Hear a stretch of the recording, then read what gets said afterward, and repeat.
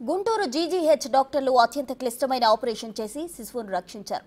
సుమారుగా 4 గంటల పాటు గర్భిణికి శస్త్రచికిత్స చేసి తల్లి బిడ్డలను క్షేమంగా రక్షించారు. దీంతో గుంటూరు జీజీహెచ్ డాక్టర్లను జిల్లా ప్రజలు అభినందిస్తున్నారు.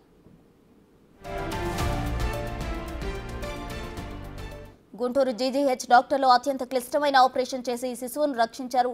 సుమారు 4 గంటల పాటు గర్భిణికి శస్త్రచికిత్స చేసి తల్లి బిడ్డలను రక్షించారు. దీంతో గుంటూరు జీజీహెచ్ డాక్టర్లను జిల్లా ప్రజలు అభినందిస్తున్నారు. గుంటూరుకు చెందిన శివశంకర్రావు, శిరీష దంపతులు మార్చి 24న పరీక్షలు చేసుకోవడం ఆసుపత్రికి వెళ్తున్న శిరీష ఆటో ప్రమాదంలో తీవ్రంగా గాయపడింది. దీంతో ఆమెను జీజీహెచ్లో జాయిన్ చేసి ఆమె ఆరోగ్యంపై వైద్యులు నిరంతరం పర్యవేక్షణ చేశారు.